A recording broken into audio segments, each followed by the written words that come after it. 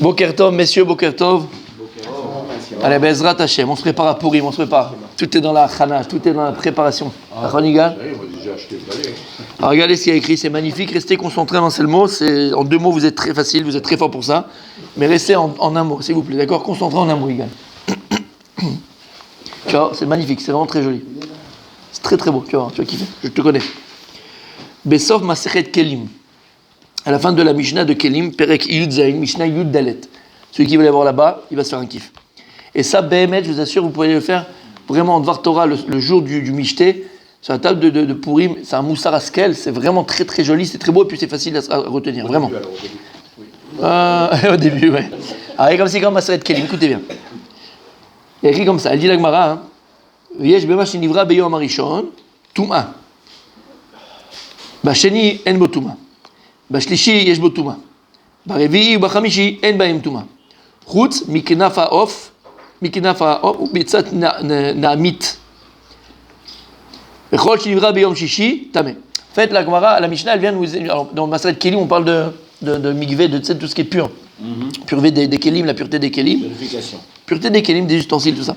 Et là-bas, la Mishnah Yudalet, elle dit ce qui a été créé Beyom Rishon, Yesh Bo Tuma. Ce qui a été créé B'Maseh Bereshit Beyom Rishon, c'est des choses qui peuvent recevoir la Tuma. Basheni En Bo Tuma. Ce qui a été créé le deuxième jour, sont des choses qui ne peuvent pas recevoir la Tuma. Par exemple, le deuxième jour, c'est quoi? Quand il a séparé les eaux. Bashlishi Yesh Bo Tuma. Ce qui a été créé le troisième jour de la création, ce sont des choses qui peuvent recevoir la Touma. Barevi'i ou Bachamishi, en bahem Touma. Revi'i et Chamishi sont des choses qui ont été créées mais qui ne peuvent pas avoir la Touma. Chutz, alors Beyam Chamishi, Chutz, Miknaf Ha'oz ou Betzat Naim. Alors Knaf c'est les ailes, d'accord, d'un oiseau, ou là-bas on dit Midarbanan il est tamé, ou Betzat Naamit, et les œufs du Naamit, c'est aussi un animal. Que Chachamim ils ont été gozer, Chachamim ils ont décrété, d'accord, parce que les animaux étaient créés quand? Le 5e jour. Il a fait mal. Mais quand Shirabi Yom Shishi Tamé, et tout ce qui a été créé le 6e jour aussi, c'est des choses qui sont tamées. Par exemple, l'homme, il y a une Touma, la mort, quelqu'un qui touche la mort. Ok. Ou le Pshuto, alors écoutez bien. Donc on a dit que, je répète très rapidement. Beyom Rishon, ce qui a été créé, il peut recevoir la Touma. Il peut recevoir la Touma. Yom Sheni, le deuxième jour de la création, on ne peut pas recevoir la Touma. Le troisième de la création sont des choses qui peuvent recevoir la Touma. Revi'i et Chamishi, ce sont des choses qui ne peuvent pas recevoir la Touma. Sauf, on a dit, il y a quelque chose de Chamishi, le jour de Chamishi, Knaf Ha'oz ou Betzat Na'amit. D'accord, ces ailes-là de cet animal et les œufs de cet animal-là. Ok. Et il dit comme ça, écoutez bien, c'est magnifique. Les Pshuto, Biarwa Mefarshim, selon le pshat de la Mishnah, les commentateurs ont expliqué, chez Beyom Rishon, Mimbe Bereshit, Livru Urak, Dvarim, Ekamim Touma, que le premier jour de la création ont été créées des choses qui peuvent recevoir la Touma, qui sont aptes à recevoir la Touma. Le deuxième jour de la création, si tu regardes, sont des choses qui ne peuvent pas recevoir Touma. En fait, c'est ça que la Mishnah vient t'apprendre, d'accord? Parce qu'on parle de Touma là-bas. Et en fait, il dit, mais en fait, je comprends pas. Qu'est-ce que les Chachamim veulent nous apprendre ici, d'accord, de particulier? Depuis Maseh Bereshit, alors je vais te dire ce qui a été créé le premier jour, oui, c'est Mekabel Touma, le deuxième jour, c'est pas Mekabel Touma. Makara, qu'est-ce qu'elle veut nous apprendre par là? Tu peux me dire clairement, ça c'est Mekabel Touma, ça c'est pas Mekabel Touma, ça c'est Mekabel Touma, c'est Mekabel Touma, ça peut recevoir la Touma, l'impureté, ça ne peut pas recevoir l'impureté. Donc pourquoi est-ce qu'on est remonté jusqu'à Maseh Bereshit? Et on te dit, ce qui a été créé le premier jour, on parle des jours de la création. C'est bizarre? Ah, écoute bien. Ou Bederech Drash Veremez, on n'est plus dans le Pshat, on est dans le Pardes. Pardes et Drash et Remez égal. Amar Achose Milublin. Sruto Yagen Alenu. Sruto Yagen Achose Milublin. De'en Yom Kippurim Chal Ki'im Beyamim Sheni Rivi Chamishi. Si tu regardes bien dans le calendrier, Yom Kippour ne peut tomber uniquement le Yom Sheni, le lundi, uniquement le Yom Revi'i, donc le mercredi, et uniquement le Yom Chamishi, et aussi le Shabbat Kodesh. Ouais. D'accord? Mais Shabbat, on n'a pas parlé dans la Mishnah. Et Shabbat. Donc, quand est-ce que peut tomber Kippour? Sheni, Revi'i, Chamishi. Lundi, mercredi et jeudi. Et il dit pourquoi? Il dit pourquoi? Le Rosé Miloublin, Vainutama ki b'shet yemei ha'maaseh elu nivru rak dvarim she'enam mekablim tuma. Parce que ces 3 jours de la création, ce sont des choses qui n'ont pas, qui ont été créées, ces 3 jours de la création sont des choses qui ont été créées qui ne peuvent pas recevoir l'impureté. D'accord? On ne peut pas, mais d'Oraïta, même si Rabbanan, après dans Hamishi, le 5e jour, Rabbanan, ils ont décrété sur les ailes et les œufs, mais Midat Torah, c'est pas Mekabel Touma. Midat Torah, c'est pas Mekabel Touma. Et Kippour, c'est une fête qui est Midéoraïta. C'est une fête Kippour qui est écrite dans la Torah. Donc c'est pour ça que Kippour, c'est un jour qui est Tahor, qui est pur, qui est entièrement, qui est Bnei Maron à Akadosh Baruch Hu, ne peut tomber que les jours où Akadosh où il a créé des éléments qui ne peuvent pas recevoir la Touma. Veilou Bepurim, la FR à Purim, c'est l'inverse.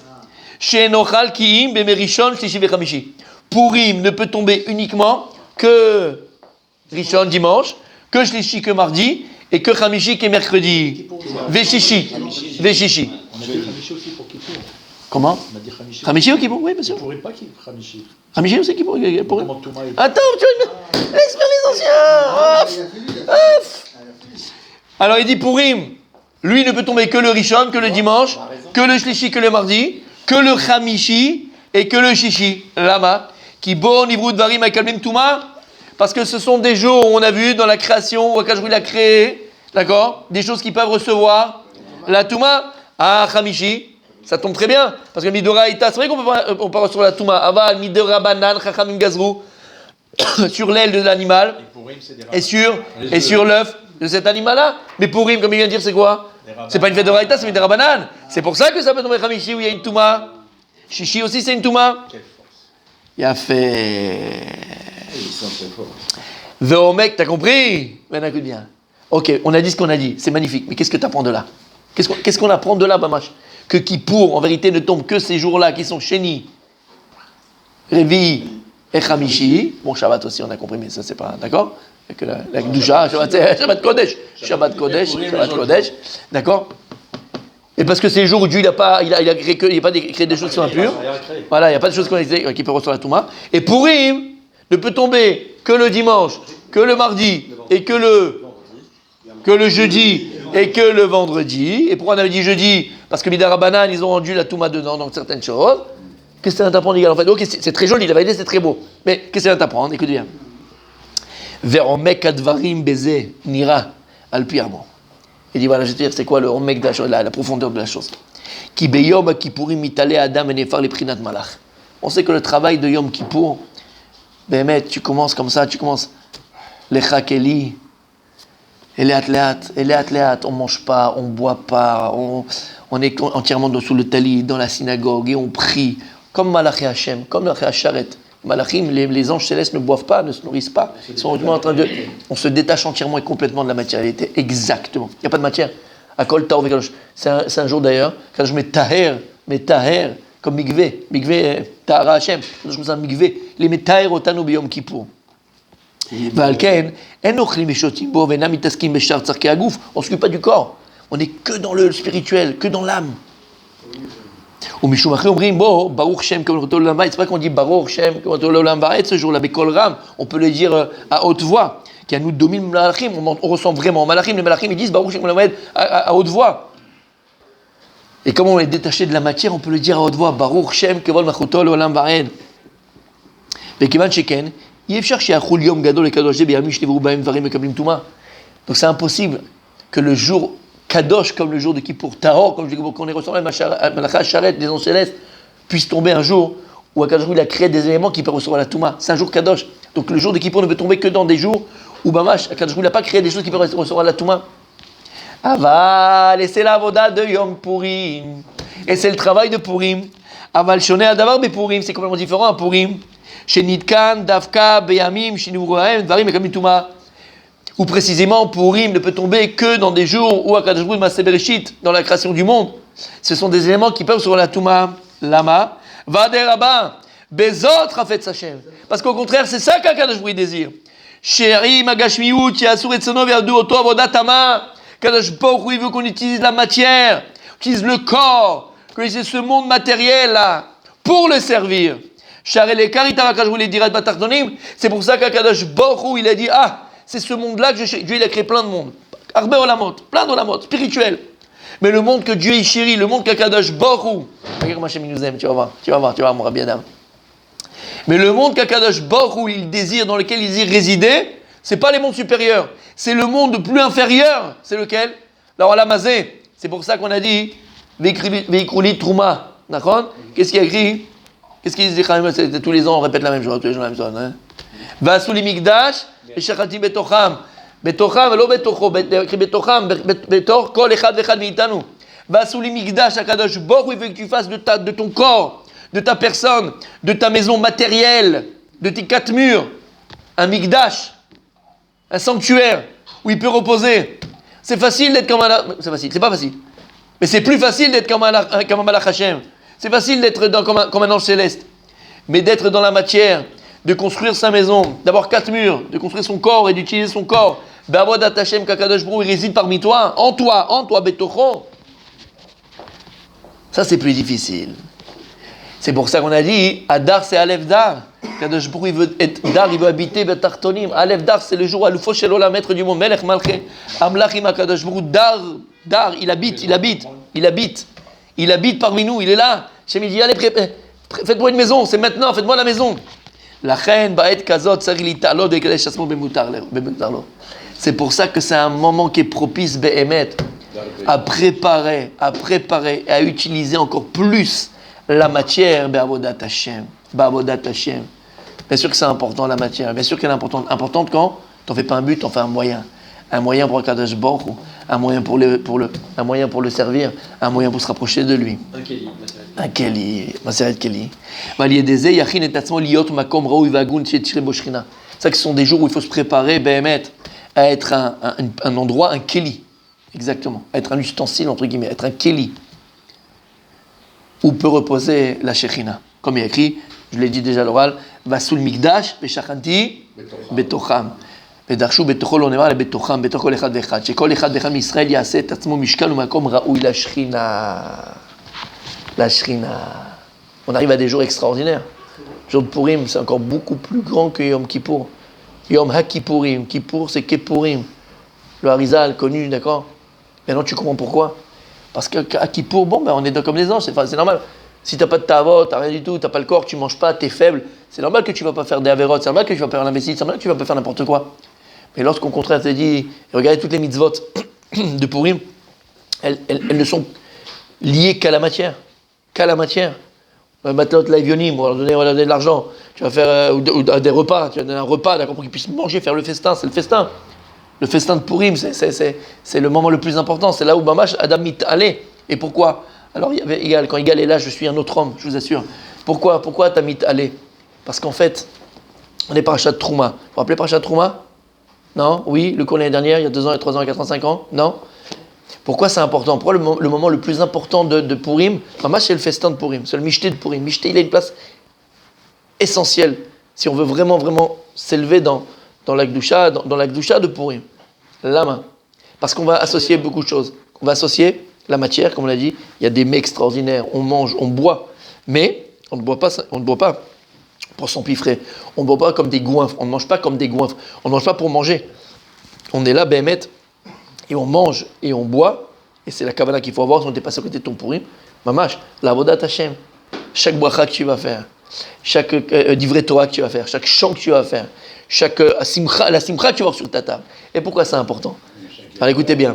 On a dit que Kippour, on est Kemalacha Sharet, on est comme les anges célestes. Et Kippour, vous savez qu'il y avait une avoda très spéciale. Il y avait une avoda très spéciale, c'était laquelle, mon tzaddik? L'avoda du Kohen Gadol Bebet Hamikdash. Et l'avoda du Kohen Gadol, comme son nom l'indique, elle était réservée à qui?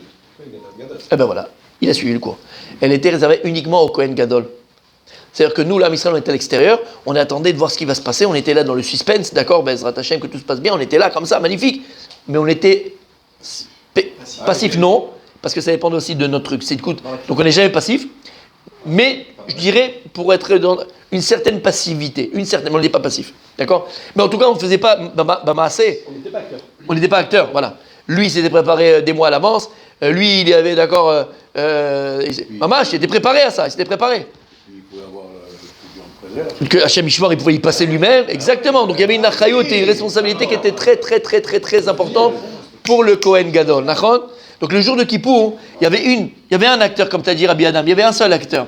L'acteur, c'était le Kohen Gadol qui était au Beth Amikdash, qui faisait sa avoda, et nous on était là à prier pour lui, à essayer de l'amener et de faire des choses. Mais on était dans une certaine manière un peu tributaire et un peu passif. Ok? Mes amis, on dit Yom HaKippourim.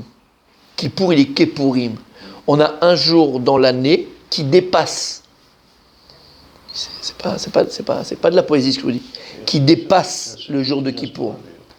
Et c'est le seul jour où tu peux ressembler au Kohen Gadol le jour de Kippour.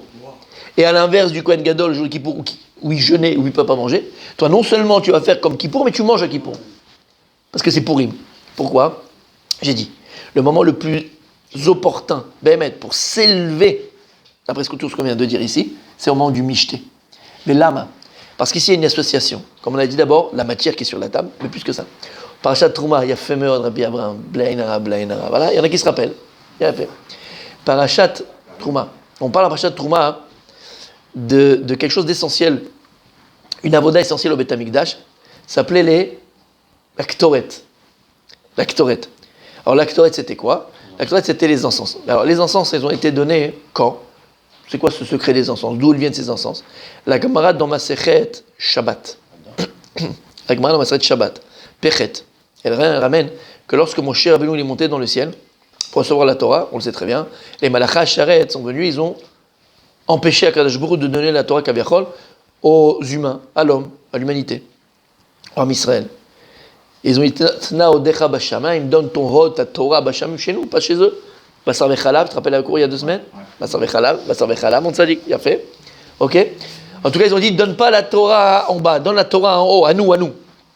On va pas entrer dans les détails. En tout cas, il y a un vikouar, on sait qu'il y a un vikouar et une discussion qui commence entre Moshe Rabbeinu et les Malach HaSharet. Donc, il dit ten lahem tshuva, il dit attrape mon kista kabod, attrape mon trône céleste et donne-leur une tshuva, réponds-leur.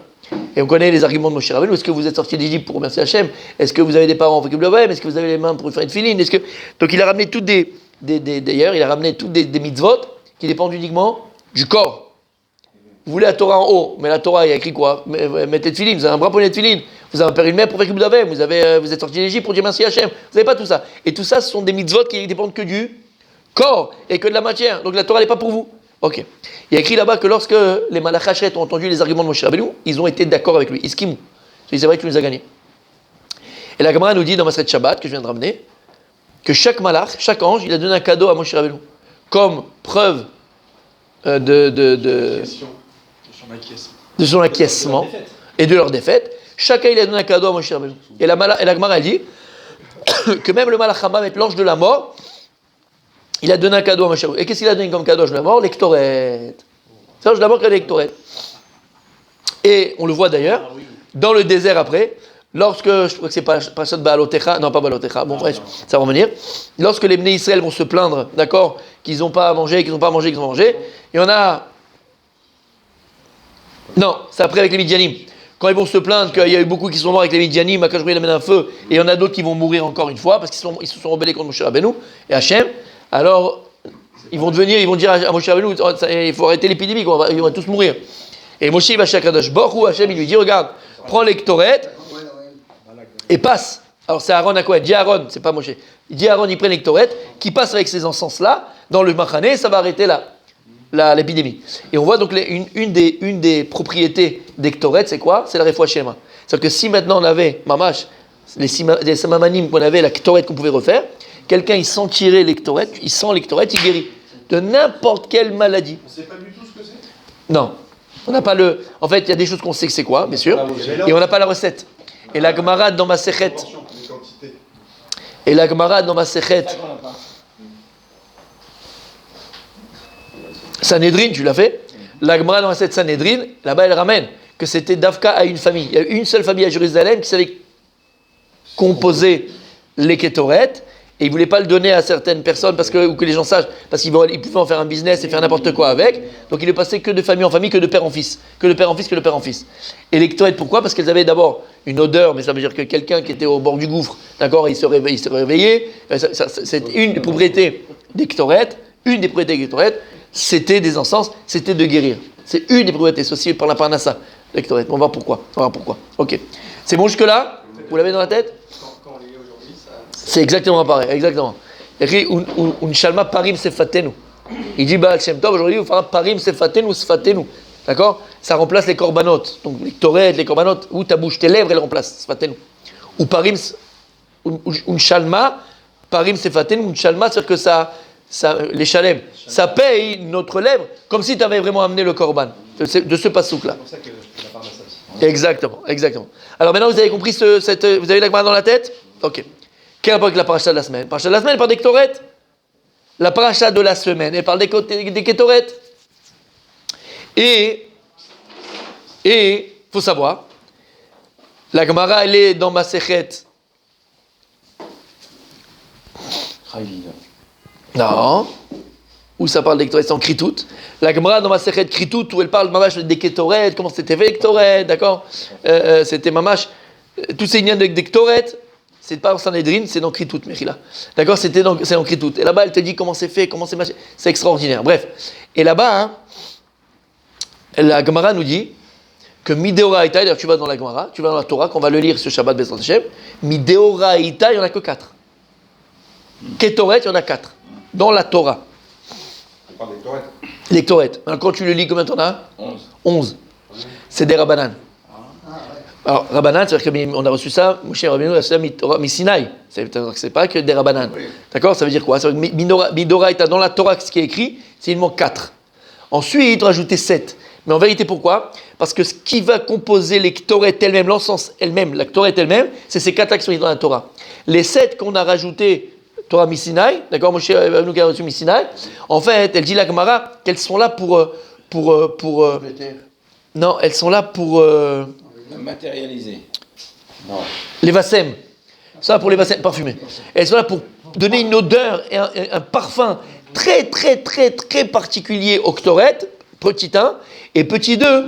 Vous savez que les Ktoret aussi, la fumée des Ktoret est montée droit, elle bougeait pas, c'était droit. Et donc ces 7 qu'on rajoute, ça permettait que celles allaient droit. C'est ainsi un secret extraordinaire, d'accord? Ok. Alors dans la Torah, on a dit qu'il n'y en avait pas 11. Dans la Torah, il y en a 4. Maintenant, encore une fois, on en a 11 finalement. Ok? Voilà, exactement, Michila, c'est comme ça qu'il faut dire. Dans la Torah, il n'y a écrit que 4. Mais finalement, on en a 7 en plus, ça fait 11. Il y a fait la Torah chez Béalpé, on rajoute 7. La Torah chez Béalpé, si, il en rajoute 7. La Torah chez Béalpé, elle en rajoute 7. Il y en a 11, mais ils n'en sont écrits que 4. Voilà, mais la Torah chez Béalpé, il nous rajoute 7. C'est ça que ça veut dire. Il nous indique les 7. Il nous rajoute 7. On connaît les 4. Comment? Les 4, on les connaît. Alors oui, écrit dans la Torah. Donc c'est lesquels qui sont écrits dans la Torah? C'est lesquels qui sont Midoraïta?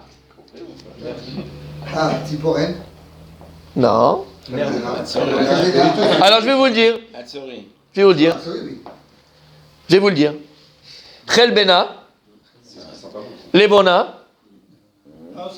Nerd, Nerd et Shrelet. Marqué ça dans le truc? Oui. Je sais pas. Ouais, je crois pas non plus. Hein. Ouais, c'est une erreur. Je crois pas, ouais. Ah. D'accord? Il y a les 4. Vous avez compris? Tu les as notés? Tu peux les noter? Chelbena, Levona, Nerd, Vechelet. Ok. Regarde-moi mon tzaddik. Dans ton petit cahier là, ok?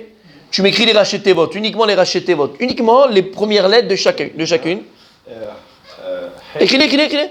Chet, Lamed, Nun, et... Ça fait quoi? Hein? Shrelet, Levona, Chelbena, Enerd, Shulchan. Disent les Chachamim, Omrim Chachamim, disent les Mefarshim, Shulchan. Elle dit depuis que le Beth Amikdash il a été détruit, on n'a plus les korbanot pour être mechaper. Et qu'est-ce qu'il dit la Gemara? Avalayom, Shulchano she'adam mechaperet alav. La table de la personne à la maison, mechaperet alav. C'est elle qui vient et qui explique tes fautes. Lama. C'est ça, c'est pareil. C'est nerd. Mais c'est nerd. D'accord? C'est un seul. T'as entendu? Mais le truc, c'est le nerd. Et pas l'autre avec un M. D'accord? Donc maintenant, on te dit quoi? Depuis que le Mikdash a été détruit, depuis que le Beth Amikdash a été détruit, il n'y a plus de kapara pour l'âme Israël. L'homme, il n'a plus de kapara. Il ne peut plus mettre korban. Le korban, c'était une kapara, une expiation. Avalarcha, vayom, shulchano she'adam mechaperet alav. Le shulchan de la personne est mechaperet alav. Lama. À quoi elle servait l'Ektoret, Rabbi Yigal? Écoutez bien. On avait 2 misbeach. On avait 2 hôtels au Beth Amikdash. On avait l'hôtel de cuivre qui était à l'extérieur. On avait l'autel en Zahav qui était à l'intérieur dans le Kodesh. D'accord? Ils étaient différents. Celui, on avait un qui était là, bon, on ne le voit pas, il est là, juste devant la porte, d'accord, ici du Kodesh. C'était le cuivre. Et à l'intérieur, dans le Kodesh, il y avait celui qui était en Zahav, il y avait celui qui était en or. La différence entre le Mizbeach Nechoshet et Mizbeach Zahav, Mizbeach Nechoshet qui était à l'extérieur, c'est là où on amenait les korbanot. Et les korbanot étaient là pour expier des fautes en général. Bon, après, c'est Nedavat, ce que tu veux. Mais en tout cas, c'était pour expier des fautes. C'est une kapara. Comme on a vu, Mechoussar kapara. On a vu dans la Gemara, Mechoussar kapara, vous vous rappelez? Il y a fait meilleur. Donc ça, c'était, on amenait les animaux. Les animaux pour avoir une kapara, un korban ou une kapara. Le Zahav qui était dans le Kodesh, là-bas, qui était le Mizbeach Zahav en or. Qu'est-ce qu'on amenait là-bas? Les Ketoret, les encens. Et qui c'est qui amenait les encens? Et quand est-ce qu'on amenait les Ketoret? Beyom HaKippourim, le jour de Kippour, le Kohen Gadol, le seul qui avait le droit de rentrer dans le Bet Kodesh HaKodashim et d'amener les encens de Yom HaKippourim, parce que les encens n'achatro la Kadosh Baruch Hu.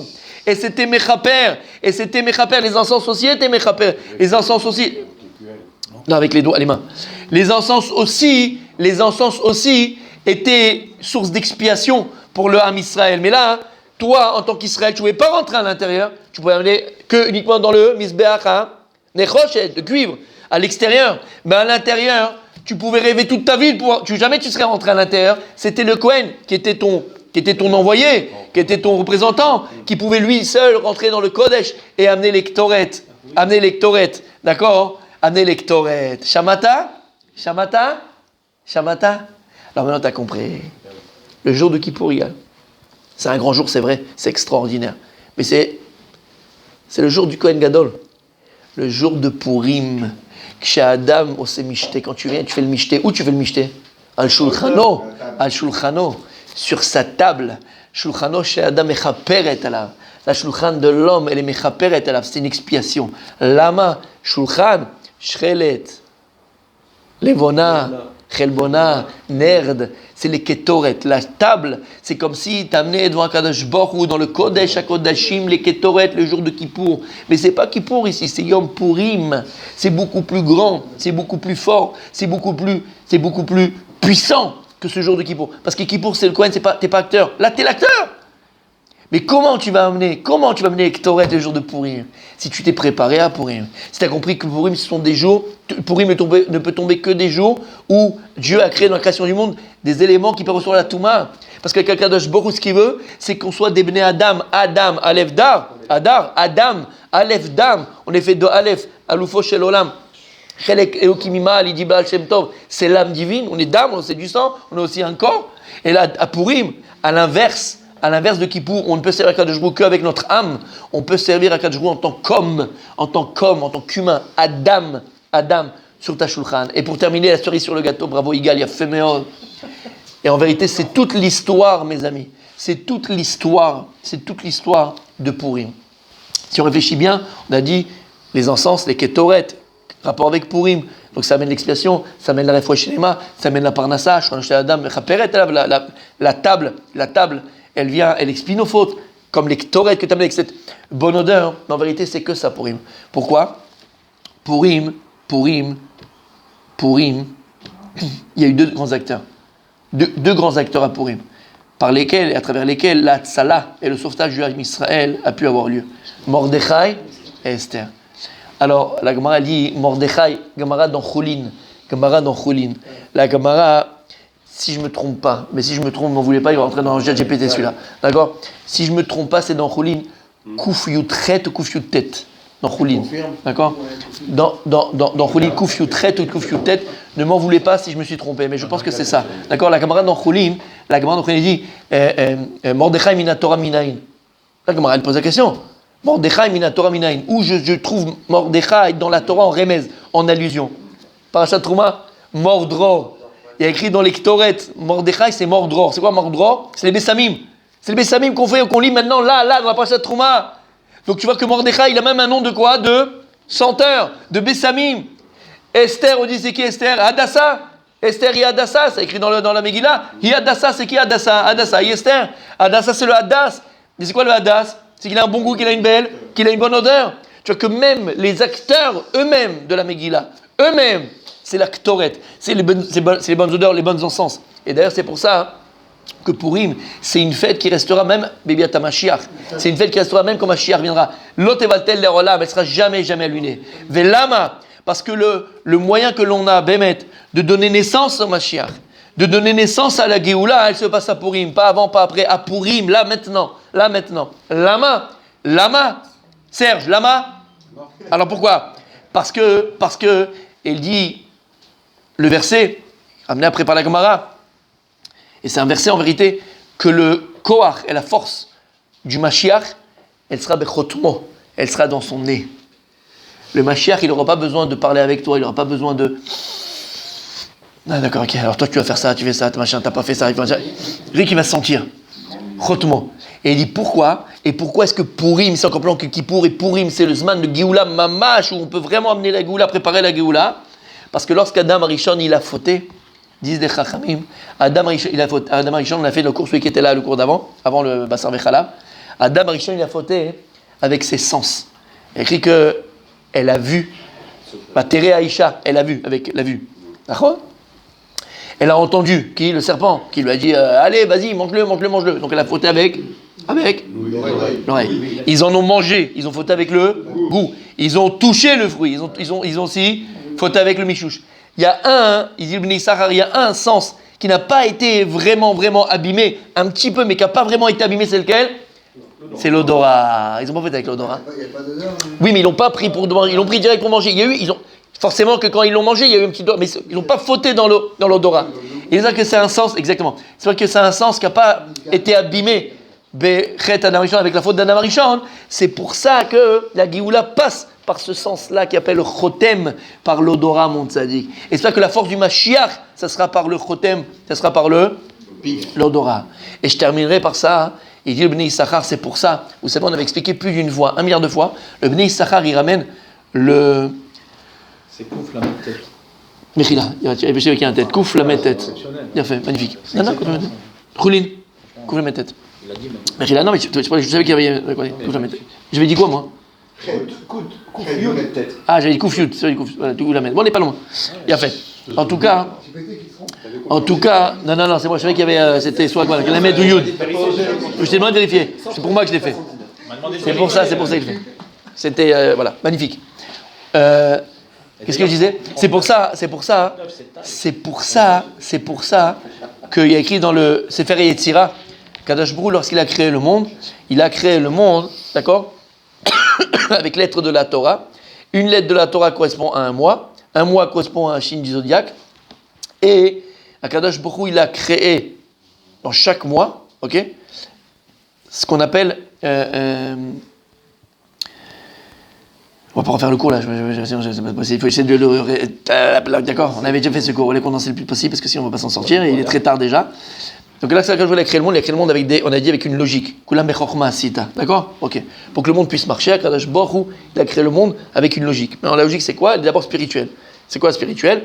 Le plus matériel de la spiritualité sont les lettres de la Torah. On a expliqué pourquoi. Parce que lorsque Yud Kei Vav Kei, le Shem Hashem, le tétragramme, va traverser tous les kelim, tous les ustensiles, tous les moyens par lesquels il va rétracter Kaviachol, sa lumière, sa volonté, son ratson, c'est les 10 sphères. À la fin, Malchut, qui est la dernière sphère, va donner, d'accord, naissance aux lettres de la Torah.